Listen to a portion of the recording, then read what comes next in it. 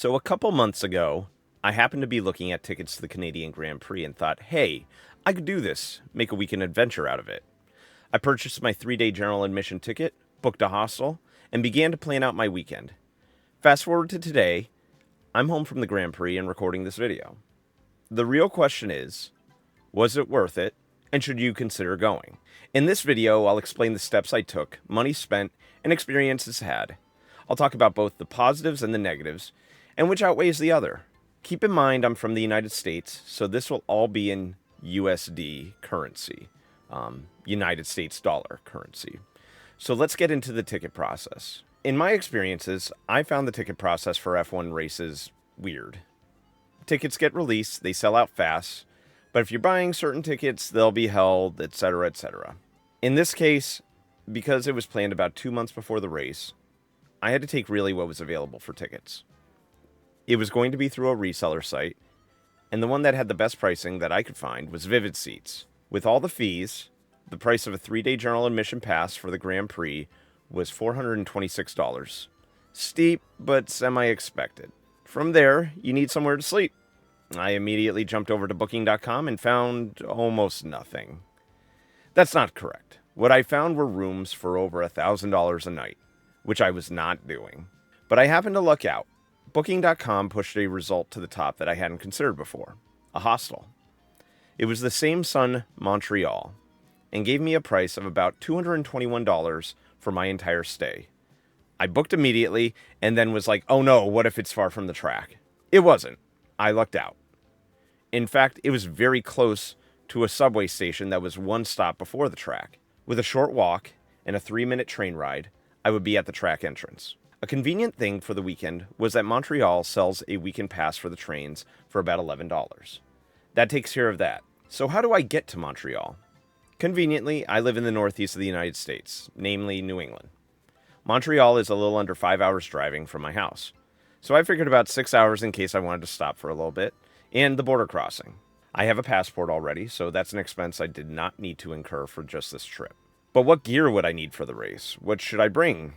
Since I was in general admission, a stool or chair, a bottle for water, and a poncho would probably be the most of what I need. I found this really cool stool chair on Amazon that you can carry like a backpack and has a cooler built in it. It's not the most comfortable, but I bought a pad to it to make it more comfortable. The stool ran me about $37, and the link is in the description for if you're interested in that. The pad I bought at the race, and it was about $23, but it's a souvenir, so it's pretty cool.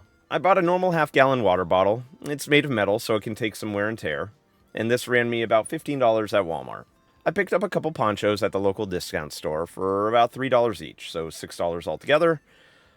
These were a heavier plastic than the garbage bag type, and more durable. So to be comfortable at the event, about $81.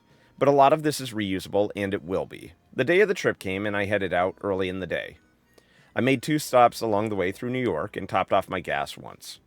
I have a Nissan Frontier pickup truck, so if you have a more fuel-efficient car, it'll work out better for you. The wait at the border was around 30 minutes. Not too bad. I had to go inside and get checked, but was quickly allowed to go on my way. I arrived in the early afternoon in Montreal, where I was greeted to some traffic, but nothing too bad.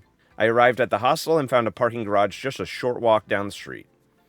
And this garage was affordable. It was only $21 for the entire stay. I checked into the hostel, but stayed there for a little bit to unwind from the drive. They had a small bar, so I enjoyed a beer to kind of come back down to earth. After getting my wits, I journeyed to the metro station, got my weekend ticket, and traveled to the track.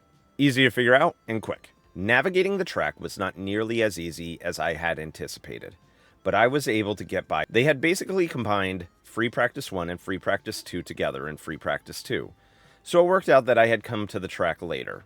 However, this is when the research from the internet and everywhere else really came to fruition. This track is not set up for general admission whatsoever. Sure, you can find spots that will afford you seeing a car flying by, but for the most part, you're going to have a tough time seeing anything. There is very limited changes in elevations around this circuit. And the one spot that I found that afforded that, and where I sat for the race, was a bit further back than I would have liked. On top of everything, I lost the clip to my gimbal, so that became useless for most of the trip. I believe I can replace the part, but still, a pain. By the way, if you don't know what a gimbal is, it allows stabilization of your phone for filming. The rain gear came in handy as it rained both the first and second day, which leads to another negative for this track: drainage. There was so much standing water to navigate that at one point I was resigned to cold, wet feet for the rest of the day on Saturday. Getting anywhere became an exercise in dancing around the ground, and it just made for a miserable time. That being said, I have a lot of awesome things to say about Montreal as a whole, especially the place I stayed and the food. I had poutine, pad thai, shawarma, and a sandwich that I fell in love with from the shopping center in Montreal. I played in a beer pong tournament at our hostel and won. Free drinks, woo! And while you could get a wide selection of beers at our hostel and surrounding neighborhood, we were left with one choice at the track: Heineken. I get they're the sponsor, but holy hell, man. How do you serve one brand of beer? Any other sporting event, there's choices. This was ridiculous and annoying. In Austin 2021, yes, they had Heineken, but also 5 other beer choices. This should be remedied in the future, and if not, then do what I did: drink water the whole time. The bed and privacy was fine inside the hostel. I don't sleep incredibly deeply anymore, so I woke up a few times to people moving around, but overall pretty good. I think for value, Same Sun Montreal exceeded all expectations. They even had a decent continental breakfast that was a great way to fuel up for the day. And understand, I am not being paid by Same Sun Montreal to say any of these things. It's just how I feel. So coming back to the track, here's the one thing that absolutely floors me with F1. Their merch prices. Listen, people get excited, see gear of their favorite team or driver, and get a little spend happy. I don't. $60 for a hat that they sell on their own website for $35 is unacceptable. We're already spending plenty of money at the track. The least they could do is sell for what they are on their own website. In Austin, they happen to have a shop tent of markdown stuff where it was actually affordable. I didn't see that in Montreal. In a sport dominated by the wealthy, it's really annoying that the common fan is getting milked. On race day, I set up shop on the hairpin and was able to see a decent amount of action for the race. It was fun seeing the driver's parade and exciting to see the action and actually be a part of it. My beer pong partner from the hostel actually met up with me at the race, and we watched each other's stuff, and it made the race a little bit more fun. When the race ended, I entered the morass of people leaving for the metro station. I happened to get on the first train out of there, got to my car, and exited Montreal fairly easily. My GPS took me through Vermont this time, but I made it home fairly quickly. With the drive taking maybe 5 hours at most, I had time to grab some gas on my way back. I was exhausted, but the weekend was complete.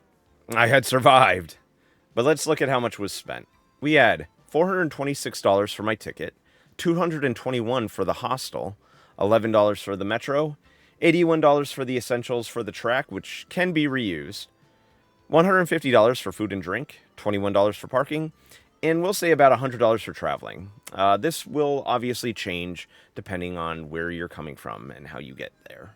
So this gives me a grand total of $1,010, which for an entire weekend at a big event in a large city isn't bad. I could have spent much more, and I think I would have to make my experience a little bit better.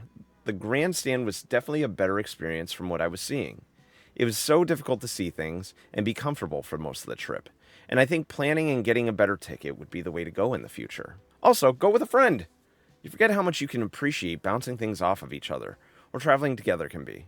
There's something to be said about some time alone, but too much can just make it too quiet. And those are my thoughts. Overall, more positive than negative. I hope you found this video informative and helpful when you're looking to make a decision on what to do for going to the Canadian Grand Prix. If you wouldn't mind, could you please hit the like and subscribe? And I hope to see you on the next one. Take care.